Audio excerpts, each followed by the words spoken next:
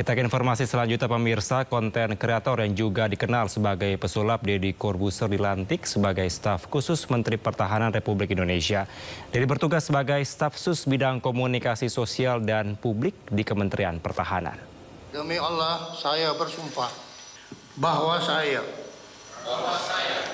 untuk diangkat pada jabatan ini.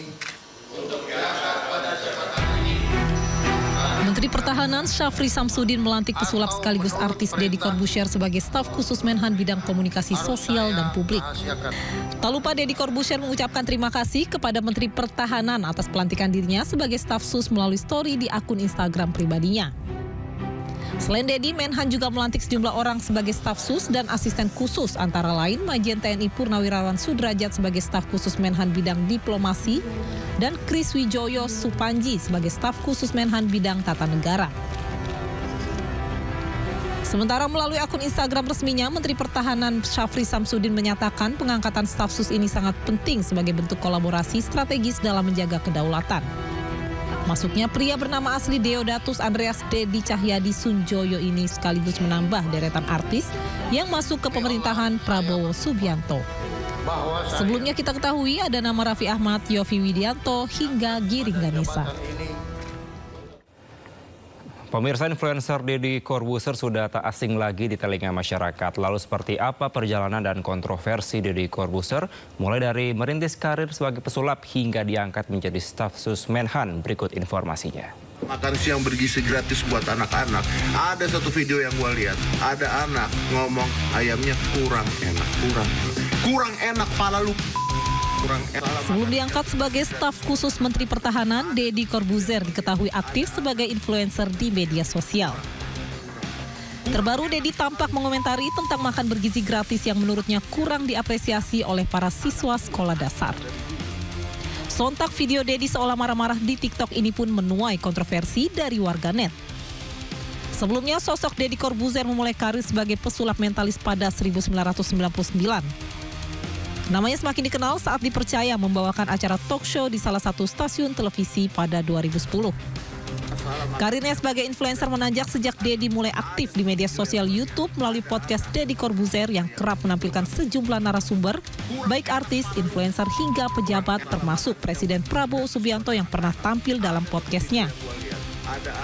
Di luar karir sebagai artis dan influencer, nama Deddy sempat menimbulkan polemik saat dirinya mendapatkan pangkat Letnan Kolonel tituler dari Menteri Pertahanan yang saat itu dijabat Presiden Prabowo Subianto.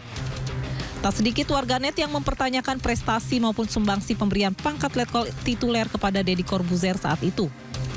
Adapun jubir Menhan saat itu Dhanil Anzar menyebut alasan pemberian pangkat Letkol tituler karena keterampilan Deddy dalam menggunakan media sosial sehingga dapat memperluas jangkauan medsos TNI.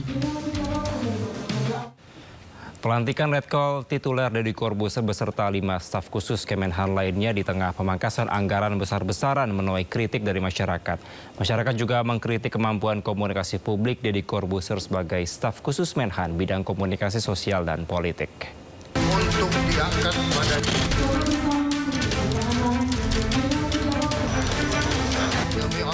Letkol tituler Deodatus Andreas Deddy Cahyadi Sunjoyo alias Deddy Corbuzier Selasa siang dilantik Menteri Pertahanan Syafri Samsudin menjadi staf khusus Menhan bidang komunikasi sosial dan politik. Selain Deddy, 4 tokoh lainnya dilantik menjadi staf khusus Menhan dan 1 orang menjadi asisten khusus Menhan. untuk diangkat pada jabatan ini, baik langsung maupun tidak langsung.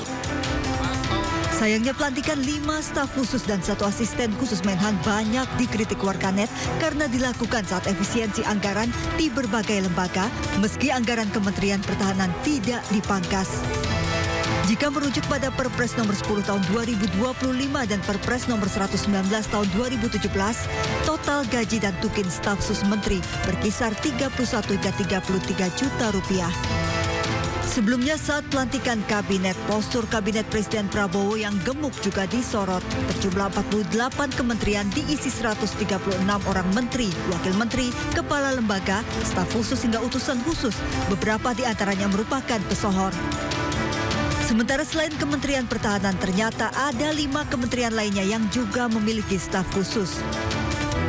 Dalam perpres yang dibuat 1 hari setelah Presiden dilantik, kementerian dan kementerian koordinator bisa mengangkat 5 staf khusus.